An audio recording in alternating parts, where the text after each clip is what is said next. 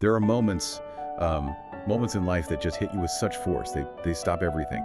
Profound shocks, that ripple through entire communities and remind us really starkly just how fragile life is, especially when tragedy strikes so suddenly, so completely without warning. It's a really sobering thought, isn't it? And in those moments, even the world of sports, which is often so competitive, so full of rivalries, it suddenly becomes this powerful unifier in sadness. Absolutely. And that unifying aspect, that shared shock, is really the focus of our deep dive today. We're grappling with the truly heartbreaking news about Liverpool forward Diogo Jota. And his brother, Andre Silva, both of them tragically killed in a car accident in Spain. Yeah. So our mission here, for you listening, is to carefully unpack what we know about this awful accident. And also reflect a bit on Diogo Jota's, remarkable career and his personal life, too. And explore the impact, the tributes that have just flooded in from the football world and really far beyond it. Exactly. We want to give you a clear, comprehensive understanding of this incredibly sad event and, what it signifies. We'll try and distill the key things you need to know. Okay, so let's start with the immediate details, the suddenness of it all. Because the core news, it just sent shockwaves, didn't it? It broke on Thursday, July 3rd, 2025. Diogo Jota, just 28 years old, died in Spain. In a car accident. And just so tragically, his younger brother, Andre Silva, who was 26, also died in the same accident. Andre was a footballer too, played for Penafiel in the Liga Portugal too. Two brothers, both footballers. It's hard to comprehend. It really is. And what's quite striking is how specific the details are that have emerged. Yeah. The accident happened just after midnight local time, about 12:30 a.m. Right. on the A52 motorway. This was in the municipality of Cernadia in Zamora. And the mechanics of the accident, the way it happened, sounds horrific. The car they were in reportedly left the road and caught fire. Yeah, apparently after a tire burst while they were overtaking another vehicle. Just like that. It highlights the randomness, the awful suddenness of it. And then you connect that to the personal side. Yeah, that's what really hits home. Diogo Jota had only gotten married to his long-term partner less than 2 weeks before this happened. Less than 2 weeks. And they have 3 young children. It's just unimaginable. A stark, brutal reminder of how quickly everything can change. It absolutely is. Makes you pause, doesn't it? It really does. So maybe we should look back a bit at the career Diogo Jota had already built, because at 28, it was already, seriously impressive. He started out back home in Portugal, right? With Pacos de Ferreira. That's right, yeah. Came up through there. Then he made that big move to Atletico Madrid in 2016. Oh yeah, I remember that. Though, interestingly, he never actually played a first-team game for Atletico. He went out on loan back to Portugal, actually, to Porto, which is his hometown. Right, in his birthplace. Exactly, and that was sort of a key step before he came to England. And England is where I think most people really got to know him. He joined Wolves first, initially on loan in 2017. Then they made the move permanent in 2018. He spent 2 really good years there under Nuno Espirito Santo, really made a name for himself as a sharp, dynamic attacker. He was great for them, but then the move to Liverpool in September 2020, that felt like the next level up, and he really took it. He absolutely did. Made it over 180 appearances for Liverpool, which is a lot in that space of time, really. Yeah. And he was a key part, a really pivotal part of the team that just won the Premier League title last season, the 2024-25 season. Incredible achievement. And beyond that, he was crucial in their FA Cup and Carabao Cup wins back in 2022. Right, double cup winner. Yeah. And he even played in the Champions League final, came on as a substitute when Liverpool lost to Real Madrid in the 21-22 final. He always felt like a player who maybe didn't get all the headlines, but was just incredibly effective. A really important player for Klopp and then for the new setup. Definitely. His impact was undeniable, even if he wasn't always the main star. And it wasn't just club football. His international career with Portugal was, pretty distinguished too.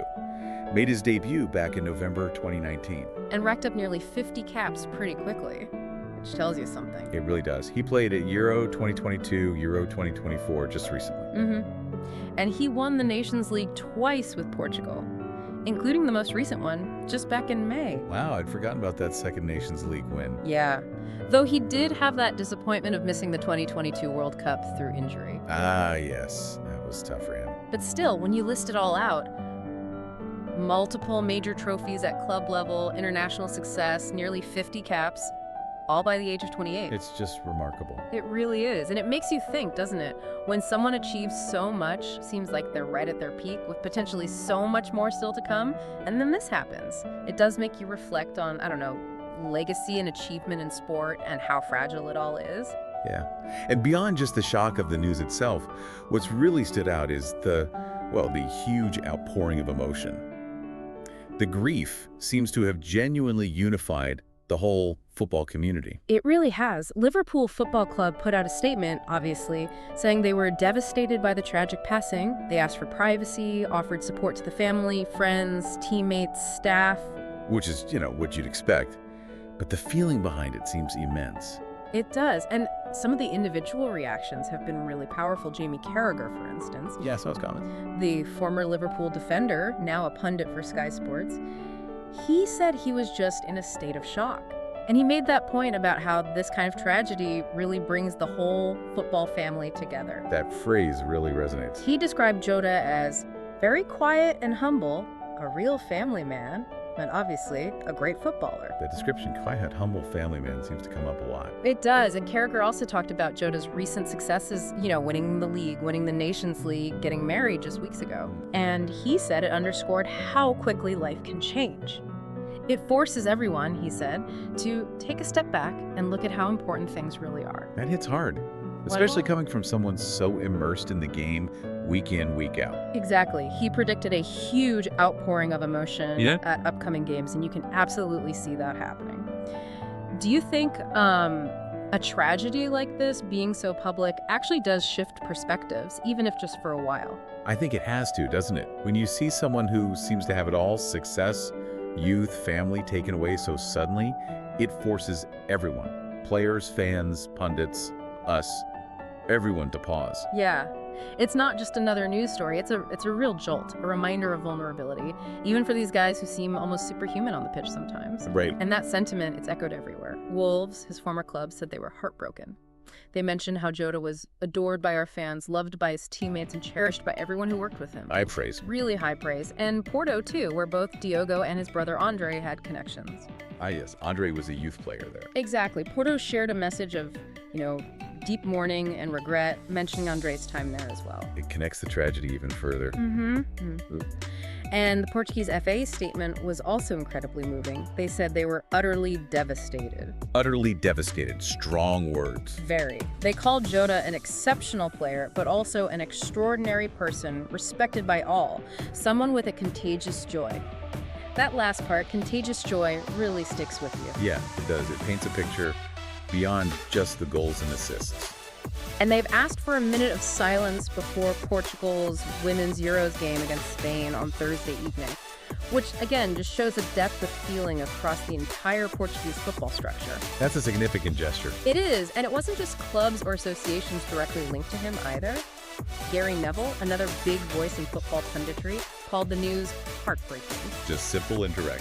Heartbreaking. And what this huge wave of emotion really tells us, I think, is that a loss like this goes way beyond just sport. It cuts through rivalries, through the day-to-day noise. Yeah. It serves as this powerful reminder for all of us, including you listening right now, about the fragility of life and about the deep human connections we make through these shared passions, whether it's football or something else.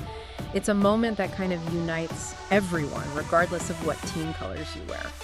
So wrapping this up then, in this deep dive, we've looked at the sudden and just awful news of Diogo Jota and his brother Andre Silva's deaths. We've touched on Diogo's really quite remarkable career, already packed with achievements. And we've seen this overwhelming, unifying display of grief and solidarity from really the global football community. Yeah, and in a world where we all, let's be honest, get caught up in our daily routines, the busyness, the results of games, like Jamie Carragher pointed out, a tragedy like this, it genuinely makes you stop. It makes you pause. It certainly does. So maybe the final thought for you to consider is this. What does a sudden loss like this remind us about what truly matters? What are the real priorities in our own lives? And maybe also, how do we honor the legacy of someone like Diogo Jota?